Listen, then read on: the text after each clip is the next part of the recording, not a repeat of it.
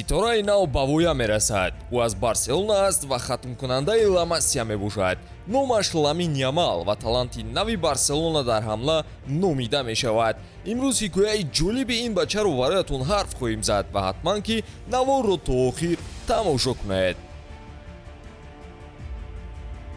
дӯстон, рӯзи 14 август Барселона бозии аввалини худро дар мавсими нави Ла Лига баргузор мекунад. шогирдони Хави ба меҳмонии Хетафе хоҳанд рафт ва бо ҳайати ҷадид бозингарони нав ба майдон мебароянд. ва фикри шумо натиҷаи бозӣ чӣ хел мешавад? тамошои ин ва дигар рақобатҳои футболиро бо хизматрасониҳои ширкати 1x ҷолибтар гардонед. дар 1x регистратсияи осон ва пардохт аз тамоми гӯшаи канори дунё, вале муҳимтар аз он бонус то $100 дар аввалин пардохт бо промокоди TG Barca. силкаи зарурӣ дар комментария. ба ҳама муваффақият. акнун саволи асосии навор: таланти ҷадиди Барселона ки аст? Ламин Ямал танҳо 16 сол дорад. бале, 16 сол. ӯ дар Испания таваллуд шудаасту падараш аз Марокко ва модараш бошад аз Гвинея мебошад. Ямал метавонист дилхуҳ аз ин се кишварро намояндагӣ кунад, аммо Ямал дар мунтахаби ҷавонони Испания аллакай баромад карданро шурӯъ кардааст. дар сари Ямал ин фикри аввалин дараҷа нест. ӯ талош дорад ки ба ҳайати асосии Барселона роҳ ёбад ва рафтани Дембеле дарҳои бештарро барояш боз кардааст. Ямал аз 7-солагӣ дар Ла Масия қарор дорад ва дар системаи Барса ҷой дорад. сентябри соли 2022 Хави ӯро ба тамринҳои ҳайати асосӣ даъват кард. Ямал он вақт 15 сол дошт. дебюташ дар Барселона бошад дертар. апрели соли 2023 ба қайд гирифта шудааст.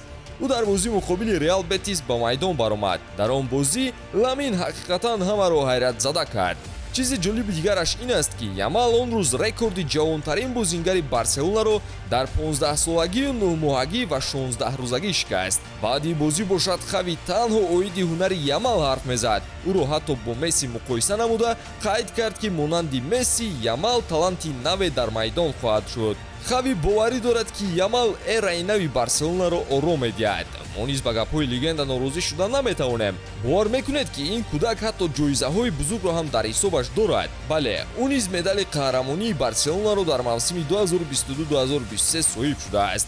ин ҳам дар ҳоле ки ӯ ҳоло кӯдак аст. дар тамринҳои пеш аз мавсимӣ бошад Ямал бори дигар ҳамаро шокӣ кард. дар бозӣ бо Арсенал баромад ва хуб бозӣ кард. муқобили Милан ҳам ӯ вақти бозӣ гирифт ва ҳунараш беҳтар шуд. ана дар ҷоми Гампер муқобили Тоттенхем бошад, ӯ худро ба ҷаҳон нишон дод.